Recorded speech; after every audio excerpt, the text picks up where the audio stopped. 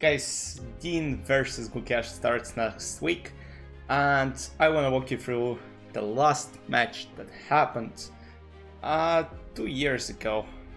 Wait, 2 years ago? Already 1 year ago? Alright, 1.5 years ago in Astana, Kazakhstan.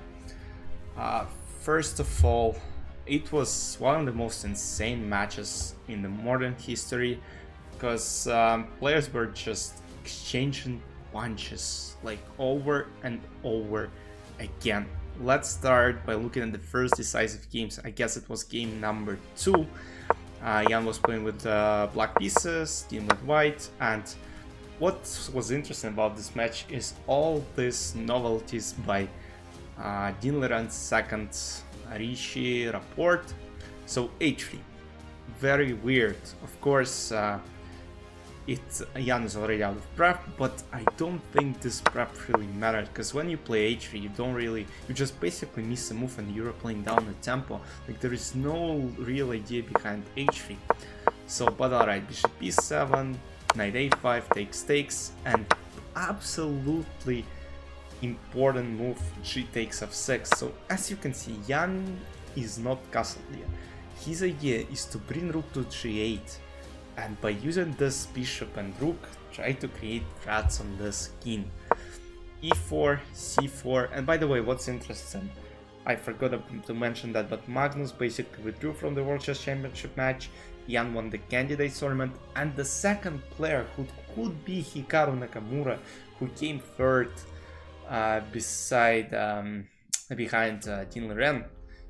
Imagine Hikaru competing against Jan. That would have been, I guess, a bit more exciting for the fans. But yeah, it is what we got. Now we'll have Gukesh versus Dean. But yeah, this cycle could have turned it away. Insane long castle. Basically, Jan doesn't care. He is saying, alright, my pawns are covering my king will go to b8, I'm quite safe, try to prove me wrong. King b8, c5, bishop g5 takes, now sacrifice in exchange and takes the pawn on d4. Jan has advantage. Takes, bishop b4, bishop d6, c3 takes. Even though this king on b8 doesn't seem like it's safe, but in reality it is safe. And after e5, Dean admitted his loss and Jan took the lead. Basically, the rook doesn't have any proper square. Rook d2 blocks c1, rook b4, rook c4 obviously bad, rook d3, rook d5 are bad as well. The only move I had to sacrifice, but doesn't work as well. So Dean admitted his loss, Jan took the lead, and now let's continue on to the next game.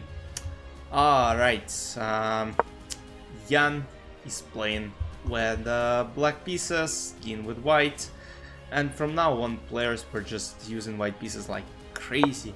Knight f6, e5, knight c6, bishop b4 takes, e4, bishop b2, g4 takes, and Dean got this very beautiful center in the middle of the board and has some small advantage. Queen f6, rook e1, bishop d3, knight d2, and many players were discussing that players were playing absolutely horrible, considering that it's the World Chess Championship match. It was insane. e6, so Dean managed to push this pawn all the way down to e6, takes, and now this knight potentially jumps to d4 at some point, but it doesn't really help. This takes, sacrifices in exchange, and now just plays brilliantly, sacrifices in exchange, knight jumps somewhere, g4 takes, and now this knight is finally on the square it belongs. d7, d6 takes, and now slowly Jan is collapsing. Queen f5, queen f5, queen h7, queen g7, queen f8, and here Jan resigned and the score evened after, I think it was 4 games. Now let's get to the next game, and this, I think, let me check to make sure, this was game number, yeah, this is game number 5, guys. And Jan is playing with white pieces, e4, e5, knight f3, knight c6, bishop b5. We've got some kind of trying to go for Berlin, but not really. c3, h3, a4. So too many decisive games. looking for the upcoming match, I don't think we'll have as many as, I mean, Jan is, you know, Jan was very straightforward. He was trying always to play for something. Dean is more of like, Dean is like solid, very solid. So, and Gukesh is very solid as well. So I'm not sure. Gukesh, I don't think Gukesh will make as many mistakes, but you know, I'm looking at the first match Magnus had against Vishy, and you know, Magnus was shaken.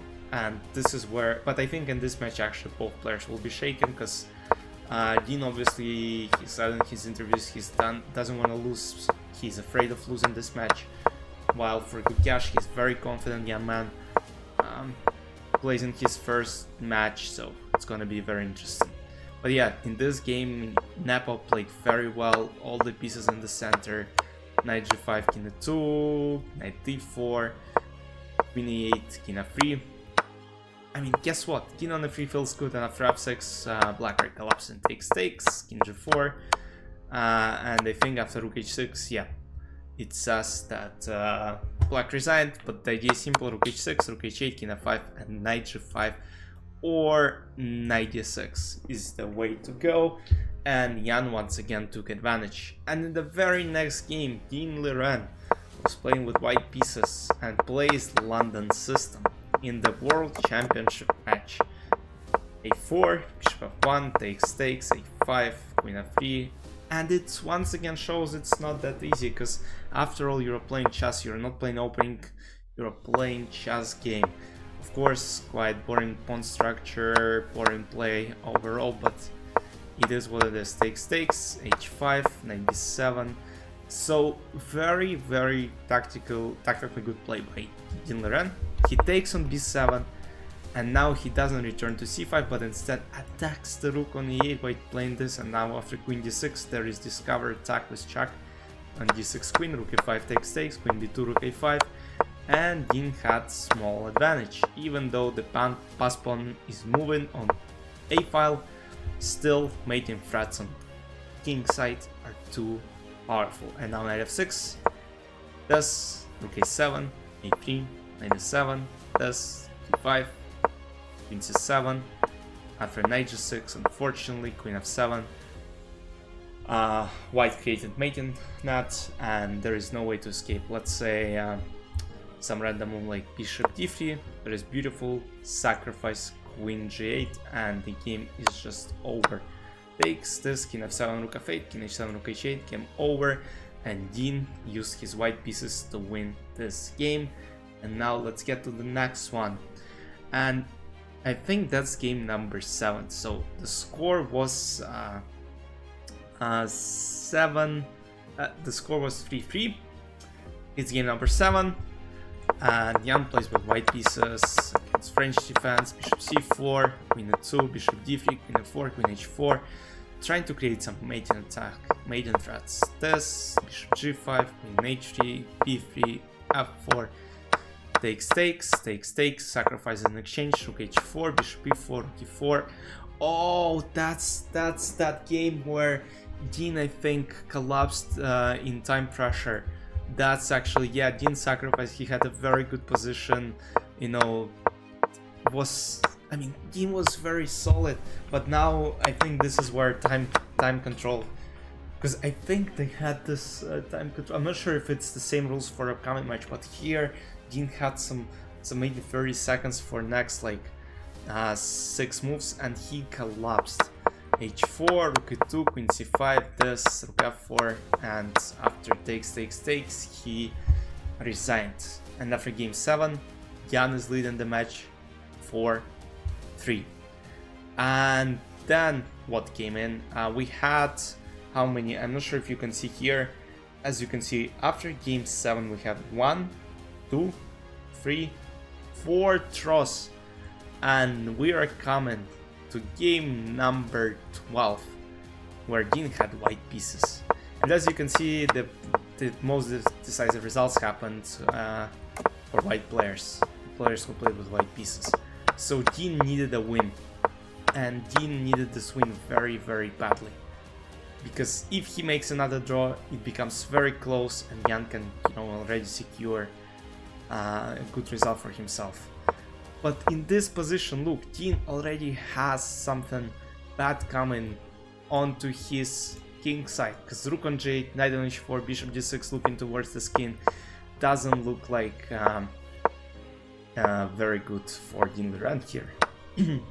Takes queen c3, b5, a4, b4, queen c4, rook g8, first blunder of the day. Should have gone for knight f3, but already it becomes very complicated. Like, Jan could do something else before, and he kind of messed up. And then, you know, of course, a lot of blunders along the way. Queen c6. Once again, computer thinks knight f5 is the way to go here. It's very complicated in terms of like tactical play here, because players were trying to go for something. Rook f8, queen b4 threatening this rook, queen d8, and now Jan started playing very passively. What is this rook doing in h6? It's doing nothing. f5, rook e6, and Jan was collapsing. And after d6, Jan resigned, and we came to the tiebreak, where the first 3 games of 25 plus 10 finished in a draw, and it all came down to this final game, which was insane. Bishop b5 once again, right, Lopez on the board. Dean is playing alright, main lines. I'm not familiar with them, being honest with you. Takes, knight c6, a5, bishop b6, takes, strike in the center, takes. And now Nepo got 2 bishops on the board. Even though he has 2 bishops, this bishop is performing nothing. Like, stacked with this d3, d4, push is not possible as of right now. Queen d6, rook e8. But, you know, still Nepo managed to equalize the position. D takes a4, knight f5, queen g2, knight d3, takes. After e takes a5, takes. I mean, position was equal. Takes, bishop d2, queen c6, rook e1, but Dean got this a passed pawn. Takes, rook c1, rook f6, queen d7, queen e2, queen d5, bishop b4, queen f4, this queen d5, queen f4, and now rook g6. That's the game that wins the matches for you. And that's the move which is very important, because all commentators were 100% certain that this game would end in a draw after this queen f4, queen d5 maneuver, but still Dean Liren decided to play for a win.